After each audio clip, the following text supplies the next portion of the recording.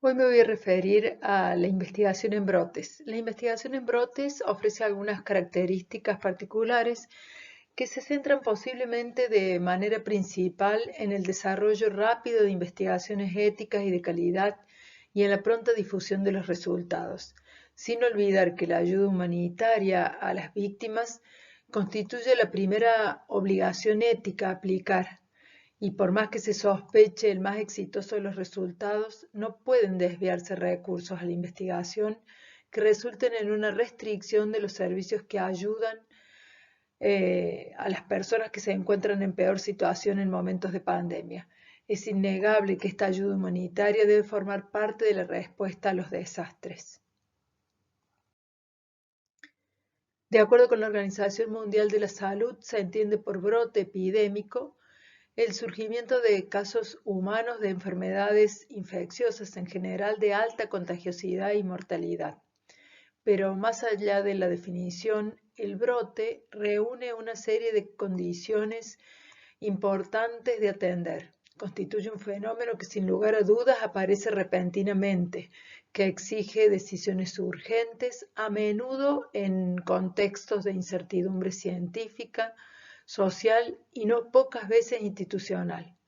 Está dominado habitualmente por un clima de temor y desconfianza, en particular por el riesgo de propagación, que puede convertirlo en epidemia o pandemia. Con frecuencia, los países más afectados por los brotes suelen tener recursos limitados, estructuras legales subdesarrolladas y sistemas de salud que carecen de la menor resistencia para lidiar con la situación. Por otra parte, aquellos países o regiones que se encuentran en situación de conflictos armados o que ya padecen desastres naturales de otra índole, están particularmente en riesgo, pues presentan una susceptibilidad mayor a enfermedades emergentes, mientras disminuyen los recursos y el acceso a cuidados de salud, pues se desvían justamente en la solución a los conflictos armados. Más aún, la aparición de un brote puede generar o exacerbar crisis sociales. Establecer por adelantado procedimientos y mecanismos para la toma de decisiones durante la emergencia de un brote puede ser sin lugar a dudas la mejor manera de resolver éticamente las situaciones que se plantean. Sin embargo, en la inmensa mayoría de los países, pero en especial en los más desprotegidos, se aprende sobre la marcha y se reconocen sin lugar a dudas las mejores opciones, lamentablemente mediante prueba y error. Sin lugar a dudas, la pandemia COVID-19 ha dejado para muchos países la devastación y ha puesto en escena la necesidad de disponer de programas y procedimientos adecuados para resolver en medio de la crisis. La aparición del brote del ébola entre el 2014 y el 2016 en el área occidental del África generó la necesidad de establecer pautas éticas aplicables en brotes, especialmente en investigación, y que se sumaran a las pautas éticas que regulan la salud pública, especialmente las más asociadas a una de las funciones esenciales de la salud pública, que es justamente la vigilancia epidemiológica. La vigilancia epidemiológica es una de las funciones de salud pública que en realidad más conflicto genera con relación a la ética individual, pues en cierta manera invade e investiga las cuestiones privadas de las sociedades. Hasta entonces, hasta el momento de la aparición del brote de ébola, la preocupación siempre se había centrado en la agente causal de las epidemias. Sin embargo, no son menores los condicionamientos que se imponen a los afectados. Surgieron así también las pautas éticas para la investigación en brotes y la SciOMC en su versión del año 2016 hicieron eco de esa realidad, particularmente con lo que fue la incorporación de la pauta 20, la investigación en situaciones de desastre y brotes de enfermedades. Justamente las guías SciOMC en ese año se presentaron como un documento completo para investigación biomédica e investigación epidemiológica. Tanto las guías éticas para la investigación en brotes como las pautas SciMC lo que intentan es realzar la importancia de generar investigaciones en estos entornos, pero sin desviar, como ya dije, recursos que son necesarios para socorrer a las víctimas. Las investigaciones en entorno de brotes deberían planearse con antelación, es decir, pensarse en la eventual emergencia de un brote epidémico. Un plan de contingencia disponible con anterioridad facilita sin lugar a dudas el desarrollo de investigaciones en entornos de brote, de quiebre o de desastres naturales y permite ajustar los estándares planeados al momento de la aparición de estas condiciones. Las estructuras de gobierno deben ser capaces de dar respuesta rápida a la ejecución de investigaciones sin sacrificar la ayuda humanitaria de los afectados por el brote y disponer de medios adecuados para agilizar la revisión ética sin menoscabar la protección de los participantes. Es necesario que los estudios se desarrollen con validez científica en ese contexto dinámico que ofrece el brote y apelar por ello a diseños flexibles que puedan aplicarse en condiciones de mayor incertidumbre.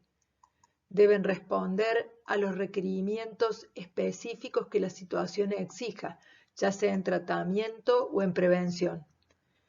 Es necesario también que los participantes se seleccionen de manera justa y se explique también la no selección de determinados grupos como participantes de la investigación. Las cargas deberán repartirse de manera equitativa, al igual que los beneficios, y que aquellos sectores donde más repercuten las medidas que se adoptan para el manejo del brote, por ejemplo, el aislamiento, que suele ser una medida adoptada con frecuencia, no reciban una nueva victimización y que los potenciales beneficios se apliquen primero a quienes más los necesitan. La obtención de un medio adecuado de prevención, por ejemplo, la vacuna, debería estar disponible en primer lugar para los equipos de salud que combaten en primera línea. Es importante que las comunidades afectadas participen activamente en el planeamiento y ejecución. La obtención del consentimiento informado que persiste con el mismo valor que en circunstancias habituales, pero es necesario también que se contemplen las excepciones. En particular, suele aplicar la exención al consentimiento informado individual para compartir y analizar los datos de vigilancia epidemiológica, que pueden formar parte o ser justamente el eje de la investigación. Es menester que se incluya un plan de mitigación de riesgos, no solo para los participantes de las investigaciones desarrolladas a propósito del brote, sino también para la protección de los sujetos que participan en otras investigaciones que deberían poder continuar su curso con el menor desvío posible, a fin de mantener la calidad de los datos, tal como lo explicado con relación a la investigación en brote. Por último, es una obligación ética de peso mayor que los resultados se diseminen y compartan con la misma rapidez que lo hace la pandemia, para que la información de calidad llegue a todos los sectores.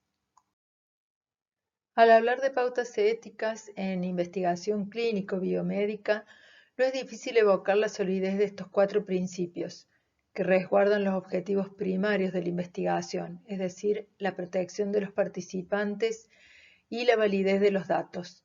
Pero en entornos de quiebre o brote o pandemia, el panorama resulta algo distinto y principios de justicia, no maleficencia, beneficencia y autonomía, sin lugar a dudas, se redimensionan en estos entornos.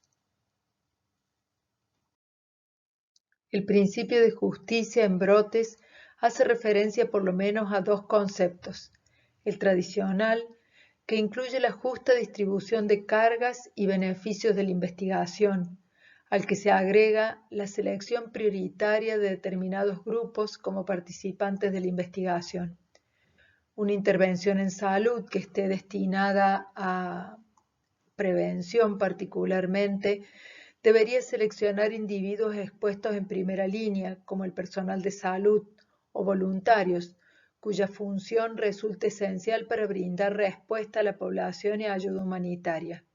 La claridad en la información de la selección de los sujetos forma parte del principio de justicia en lo que atañe a equidad. El principio de autonomía se entiende como el principio de respeto a las personas y es sinónimo de respeto a la dignidad humana. Incluye el respeto al consentimiento informado, la privacidad y la confidencialidad, como así también a las creencias religiosas y culturales, a las relaciones sociales, incluyendo los lazos familiares, e impone la necesidad de una comunicación franca y veraz.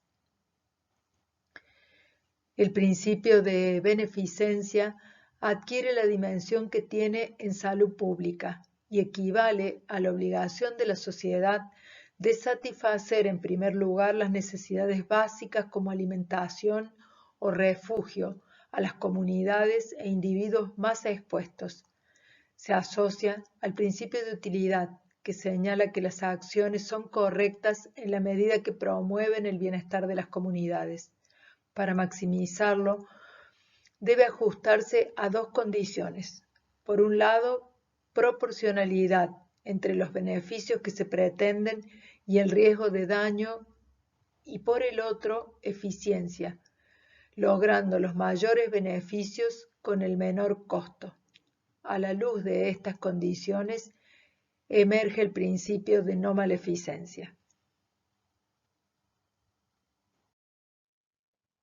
La libertad, en sus diferentes expresiones social, religiosa, política, tanto como en sus ejes más básicos como la libertad de circulación, de reunión o de expresión, es uno de los derechos humanos que suele estar más restringido en pandemia. Esa restricción puede socavar también la posibilidad de participar no solo en las investigaciones específicas para el agente causal, sino también para continuar o ingresar en investigaciones para padecimientos de otra índole, agudos o crónicos, pues las enfermedades diferentes al brote persisten aún en pandemia. La reciprocidad consiste, de alguna manera, en hacer un retorno adecuado y proporcional por las contribuciones que la gente hace al bien común.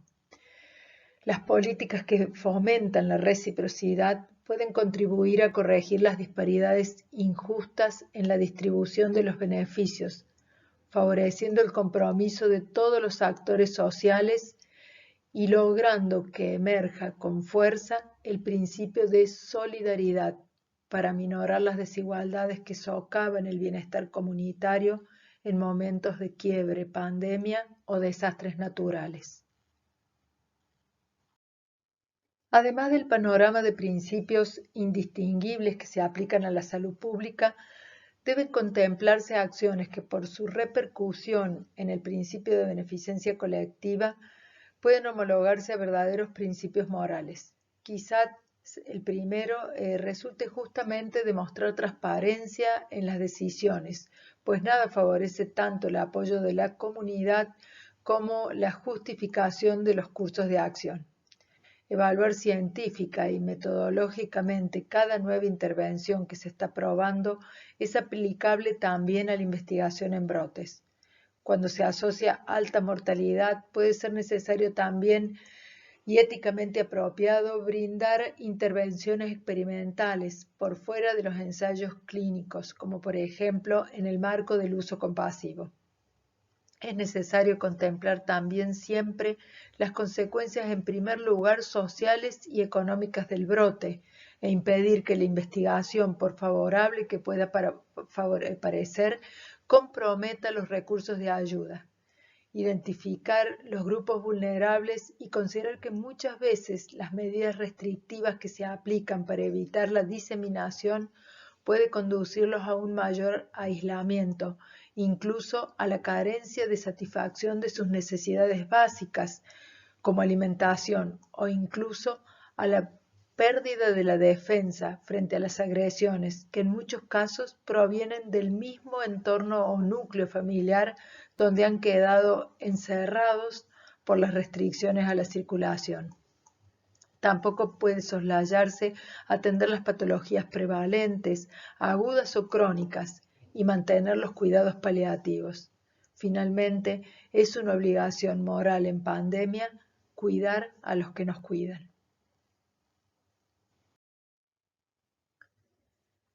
Resulta necesario favorecer de manera categórica la investigación. Para ello, es importante involucrar a las instituciones y a los investigadores locales para que promuevan el desarrollo de investigaciones importantes y valiosas para la región. Ya expliqué que en los entornos de brotes, las situaciones regionales, geográficas y locales imponen sobre las condiciones generales del brote necesidades específicas. Promover la colaboración internacional produce también un doble beneficio: mejora la calidad de las investigaciones y capacita a los equipos locales, y superada la pandemia, esos equipos quedan fortalecidos, con nuevos recursos tecnológicos y con profesionales capacitados o formados específicamente en la utilización de esos nuevos recursos. Por otra parte, importa abordar las limitaciones en los procesos de evaluación ética mediante diferentes caminos, favoreciendo, por ejemplo, la revisión general de los proyectos de investigación por los comités más calificados para la posterior adaptación local y su implementación en cada uno de los centros que participen. Que diferentes organizaciones patrocinen las revisiones colaborativas que involucren a expertos externos para mejorar la calidad de la evaluación y reducir los tiempos para el rápido inicio que requiere el brote.